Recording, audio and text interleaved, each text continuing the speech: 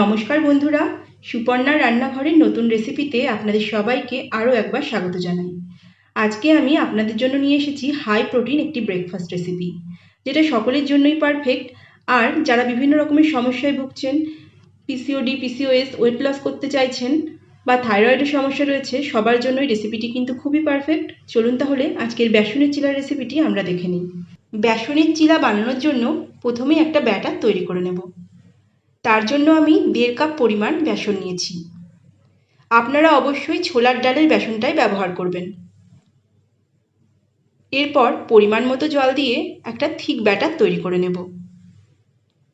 একবারে অনেকটা জল দিলে পাতলা হয়ে যেতে পারে, তাই অল্প অল্প জল দিয়ে একটা থিক ব্যাটার তৈরি করে নেবেন। কিছু সবজি আমি বেশ ছোট ছোট করে কেটে রেখেছিলাম, এখন সেগুলোই দিয়ে দেব। দিলাম গ্রেট করা গাজর, পেঁয়াজ কুচি, ক্যাপসিকাম, টমেটো, কিছুটা কাঁচা লঙ্কা, ধনেপাতা আর কিছুটা বাঁধাকপি, যেটা আমি ছোট ছোট করে কেটে রেখেছি। আপনারা ইচ্ছা করলে গ্রেট করেও দিতে পারেন, আর যে কোনো রকমের সবজি আপনাদের পছন্দ অনুসারে আপনারা ব্যবহার করতে পারেন। নিয়েছি 1/2 চামচ পরিমাণ গ্রেট করা আদা, স্বাদ অনুসারে নুন, কিছুটা আজওয়াইন হাতের তালুতে নিয়ে একটু ক্রাশ করে দিয়ে দেব। এতে হজমটাও ভালো হয় আর একটা সুন্দর ফ্লেভারও পাওয়া যায়।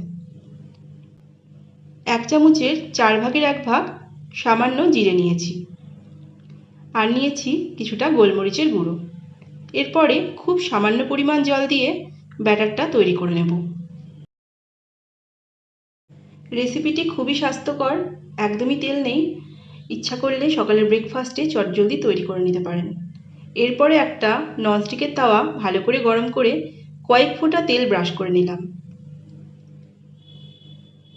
2 হাতা পরিমাণ ব্যাটার দিয়ে দিচ্ছি। ইচ্ছা করলে আপনারা সামান্য বাটার বা ঘিও ব্রাশ করে নিতে পারেন।